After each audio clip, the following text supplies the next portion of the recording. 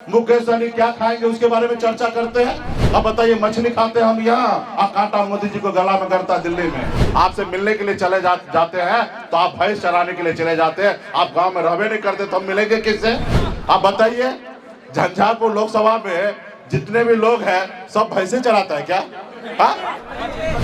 सांसद को अपने पक्ष में करा लेते हैं, ईडी सीबीआई को अपने जेब में रखते हैं, हर सरकारी संस्था को अपने जेब में रख दिया। तो अब बताइए लोकतंत्र कैसे रहा? देश एक है, संविधान एक है, तो हमारे साथ भेदभाव क्यों? जब हमारे समुदाय को बंगाल में आरक्षण मिल सकता है, दिल्ली में आरक्षण मिल सकता है, तो बिहार में क्यों नहीं?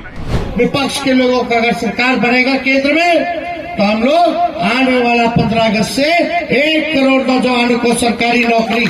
अभी हमारे नेता प्रतिपक्ष से बात हो रहा था कि इतने गर्मी में आप यहाँ पे आए हम लोगों को लाज बचाने के लिए, इसके लिए मैं धन्यवाद देता हूँ।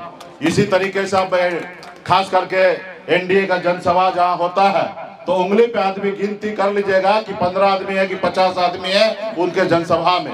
लेकिन आप लोगों का प्यार है, आशीर्वाद है, आप लोग जो हमारे साथ लड़ाई लड़ने के लिए खड़ा हुए हैं, इसके लिए तहे दिल से धन्यवाद। साथियों, यहाँ पे हमने सुमन महासेठ जी को प्रत्याशी बनाया है। इंडिया गठबंधन महागठबंधन के हमारा साझा उम्मीदवार है और आप इनके बारे में जानते होंगे। मजबूती से आपके क्षेत्र के लिए काम करेंगे, विकास का काम करेंगे। 2 दिन से हम आपके क्षेत्र में हैं और हम यहाँ पे जाने समझे तो यहाँ के जो प्रत्याशी हैं, जो प्रेजेंट में एनडीए के जो सांसद महोदय हैं, जब उनसे लोग पूछते हैं कि गांव में क्यों नहीं आते आप मिलने के लिए, हमारे पास नहीं आते हैं, तो जवाब देते हैं कि हम जब गांव में जाते हैं आपसे मिलने के लिए चले जाते हैं तो आप भैंस चराने के लिए चले जाते हैं। आप गांव में रहबे नहीं करते तो हम मिलेंगे किससे? आप बताइए, झंझारपुर लोकसभा में जितने भी लोग हैं सब भैंसे चराता है क्या? अब नहीं आते हैं, आप बोलिए कि हम नहीं आए, दोबारा आएंगे, या अपनी गलती को स्वीकार कीजिए। और अपनी गलती को इस तरह से ढकना कि हम आपके घर पे गए, आप मिले नहीं, आप चले गए भैंस चराने के लिए, तो ये तो कहीं से सही नहीं है। तो इसलिए साथियों, आपका लोकल उम्मीदवार है। हमको भी इच्छा हुआ था कि हम चुनाव लड़ ले, लेकिन हमने सोचा कि आपका क्षेत्र का विकास होगा, आपके बीच में लोग रहेंगे, क्योंकि हम राज लेवल के राजनीति करते हैं, पटना में ज़्यादा समय देते हैं, दिल्ली में देते हैं, हम आपके बीच में ज़्यादा समय नहीं आ सकते हैं। इसलिए हम लोगों ने निर्णय लिया कि हम सुमन महासेठ को लड़ाएंगे, ये आपके जनप्रतिनिधि बनेंगे और आपके क्षेत्र में काम करेंगे। एक एक गांव में एक एक लोगों के बीच में जाएंगे, जो समस्या होगा उसके लिए काम करेंगे। इसलिए हमने इनको उम्मीदवार बनाया।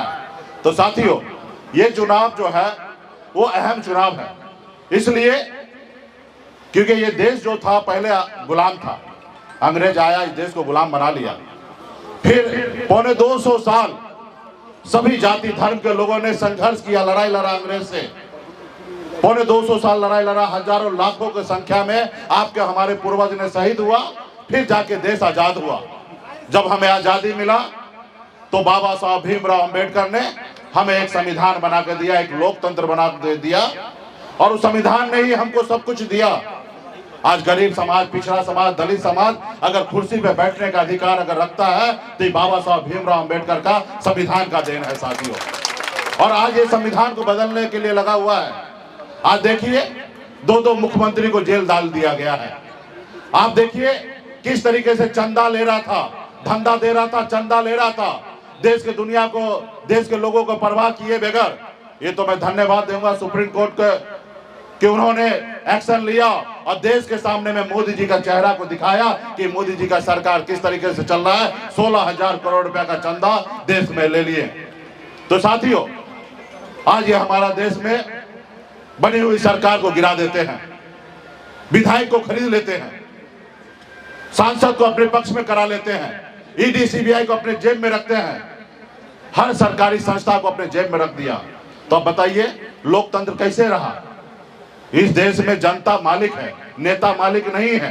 और जनता के पास इतना अधिकार है कि अगर नेता सही काम ना करे तो 5 साल में बदलने का काम करेगा साथियों, 5 साल में बदलने का काम करेगा। लेकिन आज आपके ऊपर भरोसा नहीं है। अगर आप पे भरोसा होता तो किसी का विधायक खरीदता नहीं, किसी का सांसद नहीं खरीदता, किसी का बना हुआ सरकार को नहीं गिराता, क्योंकि जनता ने वो सरकार बनाया था। और जब जनता को वो सम्मान करता तो कोई सरकार को गिराता नहीं, 5 साल उसको चलने देता और जनता के बीच में वो दोबारा जाते और उस सरकार का खामी बता के अपना सरकार वो बनाते। लेकिन आपका अपमान किया जा रहा है, सरकार गिराया उनका नहीं जा रहा है।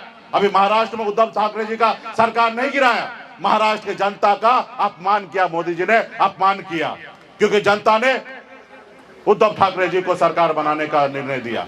तो इसलिए साथियों, आज देखिए मुझे, मैं गरीब मछुआरा परिवार में जन्म लिया, ऐसे परिवार में जन्म लिया जहां अगर पिताजी 2 रोज मछली ना मारे तो तीसरे रोज घर में खाना नहीं बनता। इतना गरीबी में मैंने जन्म लिया, गरीबी को नजदीक से देखा, संघर्ष किया।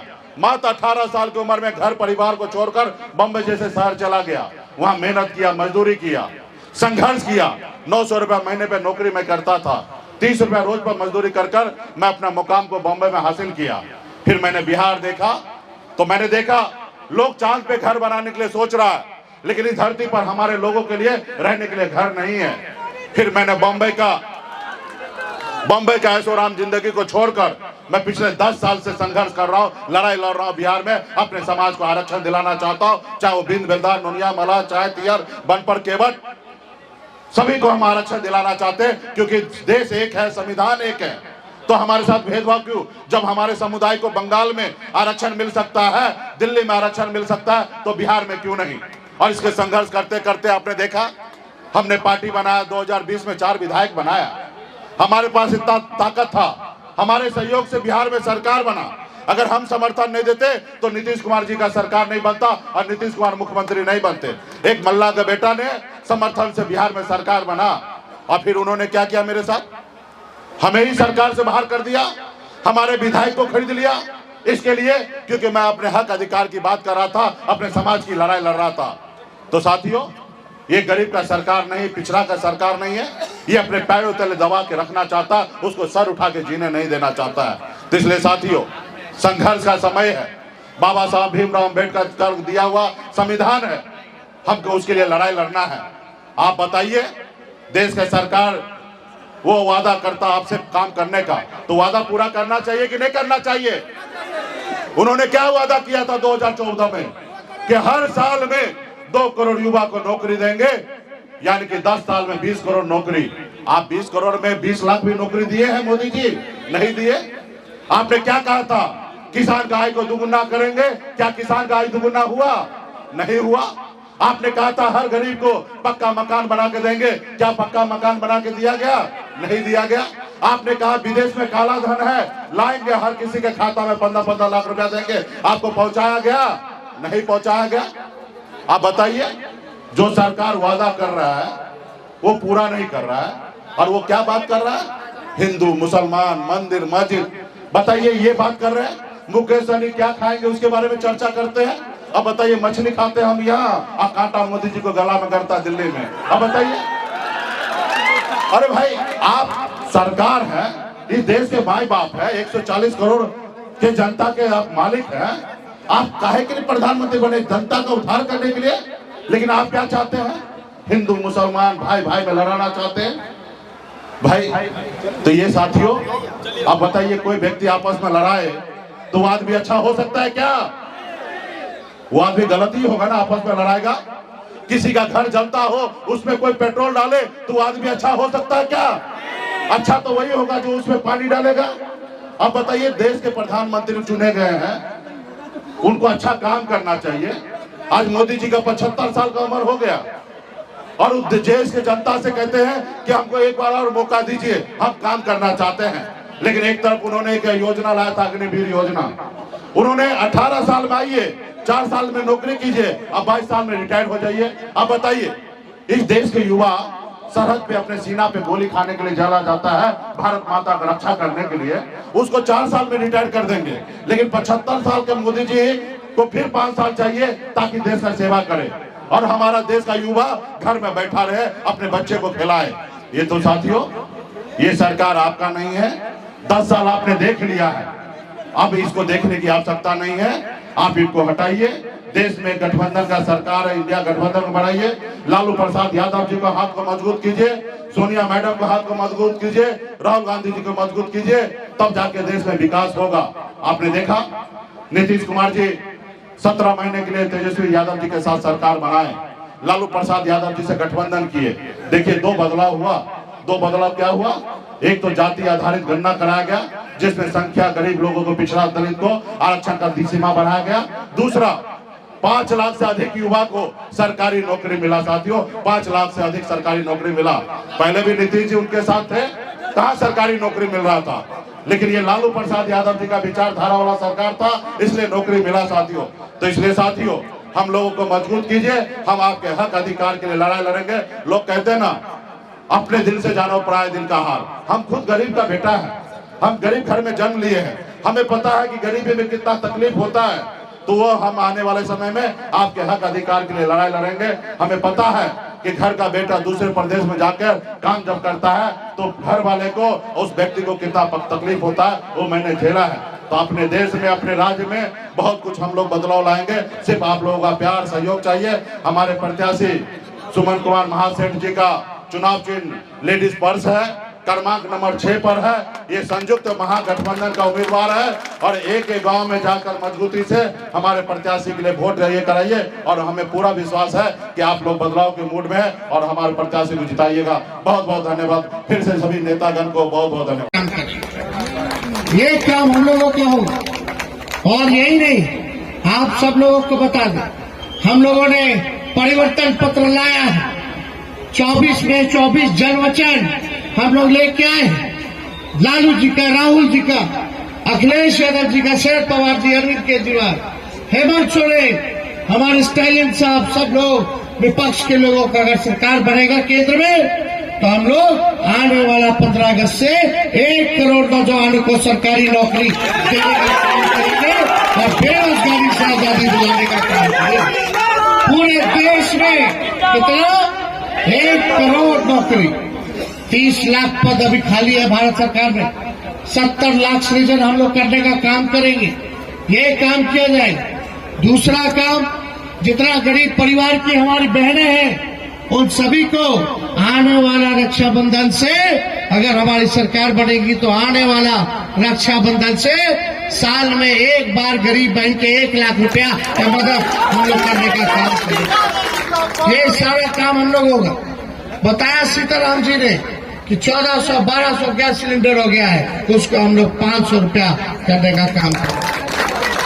200 देश में अगर सबसे ज्यादा महंगा बिजली मिलता है तो बिहार में मिलता है। तो 200 यूनिट फ्री में बिजली आप लोगों को दिलाने का काम करेंगे। अग्निवीर योजना को खत्म किया जाएगा। अग्निवीर योजना में क्या है रे भाई? 4 साल में बाहर कर देगा और बाकी का टाइम 4 साल में 2 साल 2.5 साल ट्रेनिंग में लग जाएगा, बाहर चला जाएगा।